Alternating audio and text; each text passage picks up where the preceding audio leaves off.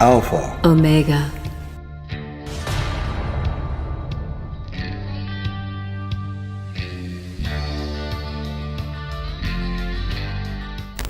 Joseph says, okay, why is the invocation before the treasury of light when Leslie takes the feather and swirls around each alpha and omega?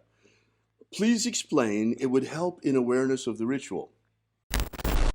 Take a nice deep breath and feel into your body. Wiggle your fingers and toes, roll your shoulders, arch your back, push your belly out, really breathe in as much air as you can. Stretch all your muscles and exhale completely. And as you are breathing deeply and feeling deeply into each and every bit of your whole self, visualize yourself as the tree of life, however it is you imagine that tree to be, and grow your branches up high into alpha sky. Drive your roots down deep into omega earth.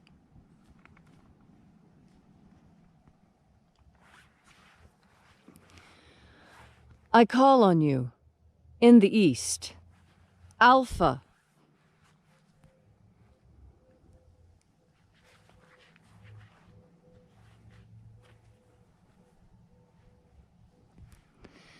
I call on you in the west, Omega.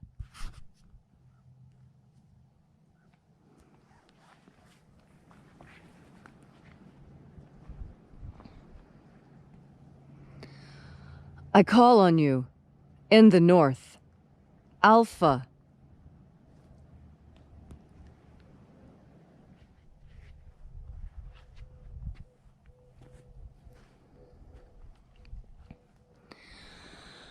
I call on you in the south, Omega.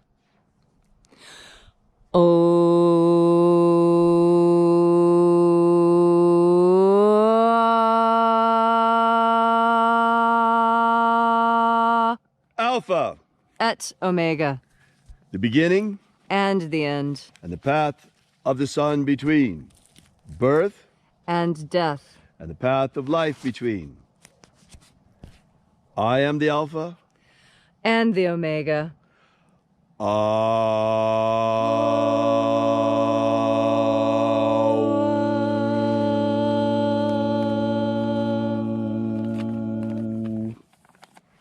Okay, when I was putting together this for the Alpha Omega, I went back to original sources, things that were written by magicians during the time that Jesus was purported to live, and in the same geographic region. And I read through 500 or 600 different rituals and spells and different magical procedures, and noticed that there was a definite pattern, a pattern very different from that which we use today. Today, magicians, when casting a circle, will go from one direction and then move through them. You see, going from east to south to west to north. That definitely was not how things were done during Jesus' time. In Jesus' time, what was common was to use opposites. And the idea was that by invoking first one side and then the other opposite side, that what you were doing was creating a balance within.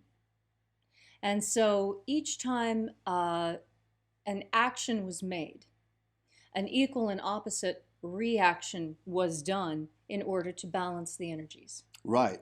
And so when you call up as alpha, of course, logically, down is going to be omega, and that completes the circuit. Right. I did it because it is historically accurate for the time period. And being an archaeologist, my specialty was experimental archaeology. I actually made the tools I was studying and went out into the field and used them as they were purported to have been used. Wow.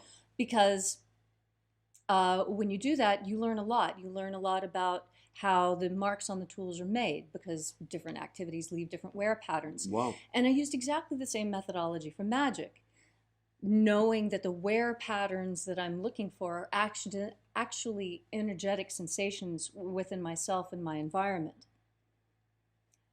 And that's how I developed it. That what you're looking at is a 21st century reimagining. So yes, we are at the same time magic revivalists because we are reviving the ancient magic of Jesus, at least what purports to be the ancient magic of Jesus. That's what the disciples taught one another. Yes. And at the same time, we are as well recreationists because what came down to us is fragmentary. It's like any grimoire. Or any piece of pottery. Pieces of pottery frequently come to us fragmented, and we reassemble them. Right.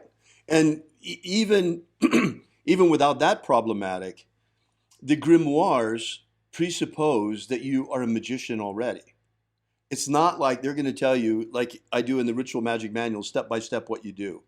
Mm-hmm. They're more like Cliff notes. Cliff notes, exactly. An outline. Here are the hierarchies, you know what to do with them. Right, exactly. And that's how they are also in the Treasury of Light, for example.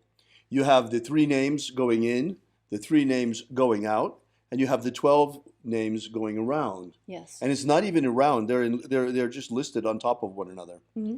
So, you know, as magicians, of course, we had to recreate what, to the best of our ability, mm-hmm. is how quite likely the ritual was very nearly done back then.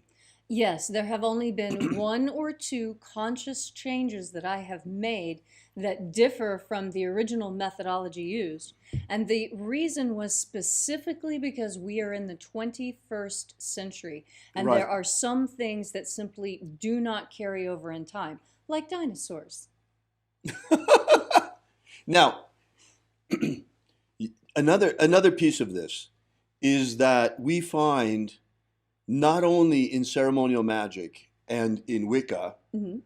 this notion of casting a circle. It's pretty ubiquitous, isn't it? It is. In fact, the circle is, so far as archaeologists can determine, the first shape associated with religion. Wow.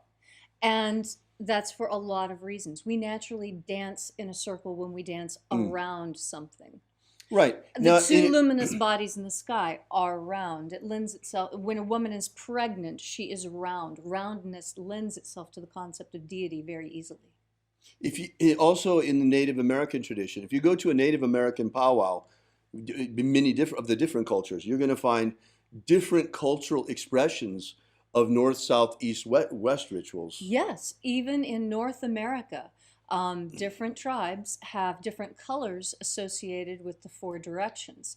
And sometimes they'll be exactly opposite. It just depends on the tribe you are in. So we kept that in mind. So likely it's going to begin. And these sort of rituals, they actually serve a function. They serve a function of centering. Yes.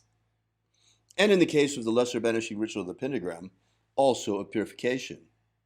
Yes. That's true. You know, in fact,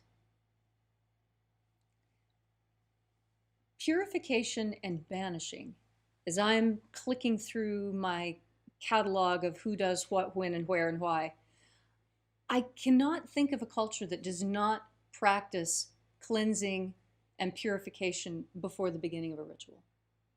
Interesting. It's ubiquitous. Yes. It's a cross-cultural constant, of which there aren't very many. So what's unique, well, it's not unique, but Leslie's correct. You do see, in the time period, you see mm-hmm. lots of things like this. Yes. Like, for example, there are several different rituals you can find in the Greek magical papyri, or the mm-hmm. PMG, they call it for short, mm-hmm. among scholars, that have these rituals that are in the north, south, east, and west, and above and below. Yes. Also, the Rose Cross ritual mm-hmm. in the Golden Dawn has the same pattern of the four quarters and above and below. Yes, some Native American tribes recognize above, below, and center, Right. as do many tribes in As East do Asia. some of the Greeks. As does some of the Greek magic of the period. Yes, yes. Southeast Asia still uses that, to the best of my memory. So, yeah. So this is not something that we just kind of pulled out of thin air, but we took the grimoire that we have in the Bruce Codex Yes. with the secret names of the angels. This is the treasury. It's incredible. The secret names to call them. Yes. He left them to us. And that's what we're using. It's an incredible treasure. That's an incredible treasure. It is one of the greatest treasures of the Western world, and we're bringing it to you, folks. What I find so fascinating about it is, as an archaeologist, looking at all of the different materials that are available for that time period, and just seeing how, what's the word? Drowned in magic everyone was at that time period. Magic was ubiquitous. It was everything. Magic was as important as money and was talked about and used as frequently. Right. The other thing that's really unique about that ritual, that the way that you created it, Leslie, and that we practice it in the Alpha Omega, is that rather than working in a circle, it works with opposites. Right. It works north to south, east to west, above to below. Yes. So what's very interesting there is what you're doing. What she's up to is she's creating with this part of the ritual. She's opening both the solar current, the path of the sun, from east to west, and the magnetic current, the path of the earth, from north to south. And a cosmic current. Yes. From above to telluric, a cosmic telluric current as well. Yes, and you literally become the connection between heaven and earth in that moment. So this is the meaning of the Alpha Omega ritual. That can be used in opening, it can be used in closing. Use it as much as you like. You're welcome to. You know, it's our gift to the world. Yes. Oh, he asked about the feather. Oh, right. That's correct. Would you like to Yes. say something about So I that? should say something about the How about, feathers. how about you get it? Of course. So these are the two feathers that I use most often. And they're both turkey feathers. It's just this one has been painted to look like a golden eagle, and this one has been left natural. Now, the reason for using a feather was actually quite conscious. Oh, by the way, if people would like to get feathers like this, I mean, because, you know, eagle feathers are illegal. It's not possible for us gringos, to have eagle feathers, unless part of the Native American church. And these are the next best thing.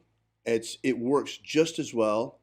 It is painted turkey feathers, and if someone is looking to find a great imitation eagle feather so that you can use the energy of eagle and yet legally, it's where Crazy Crow Trading Post. Crazy Crow Trading Post. You can find them online. It's a Native American trading post. They have really, really great stuff. In fact, it's where I get all my replica materials. I make quite a few replicas, museum-style replicas of different artifacts that are really popular. And that's where I get my materials for making those things. Very authentic, very accurate. Reproductions, reasonably priced. It's fantastic. Right. Now, the other thing, as long as we're talking about the magic of Jesus, I'm just going to make this real brief because we want to take some more questions. But as long as we're talking about this, in addition to the treasuries of light, there are the baptisms and a ritual for the forgiveness of sins.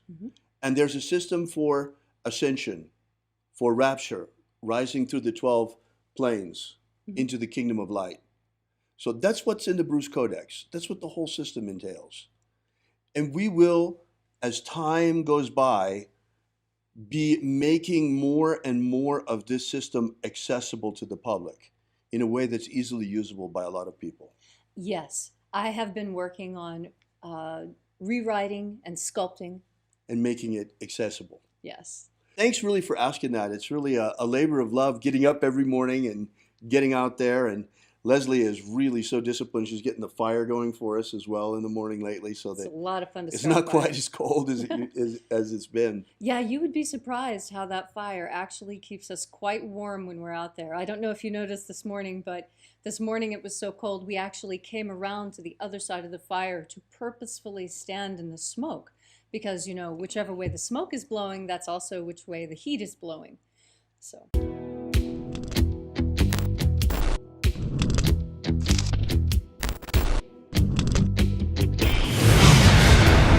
Yesterday we released this brand new ebook, Was Jesus a Magician? Give you the basic background of the rediscovery of the lost books of Yahweh, how it happened, why they were repressed, why it is that the magic of Jesus was nearly destroyed and wiped from the face of the earth, and the miracle by which it survived. How we only have one precious manuscript of this ancient knowledge, and that's truly all there is left. Well, maybe in the Vatican they have it, but they're not about to give us that to fill in the little gaps that we've found. So be sure to make sure you download this. You don't want to miss this. You can get it for free for now at thesecretsofjesus.com. Thesecretsofjesus.com. Are you familiar with the Rosicrucian with what's his name? He's popular in the States. He's the president or the Emperor. Imperator. the president Emperor. Imperator. from the Golden Dawn. What's his name? Oh. David Griffin holds this position as Emperor. Imperator. David Griffin. David Griffin. David Griffin. David Griffin. David Griffin. Have David Griffin. I saw an email yesterday that he sent out about, there's a magical war going on. The Mage War. Demons of the infernal realm. All of them. There is really a magical war going on. The Mage War. There is a guy called David Griffin who is heading all these magicians. David Griffin is S.L. McGregor Mather's present successor. David Griffin. David Griffin. David Griffin. David Griffin. I'm Golden Dawn Imperator David Griffin. David Griffin. David Griffin. David Griffin. David Griffin. Now David Griffin. There's a magical war going on. So there is really a magical war going on.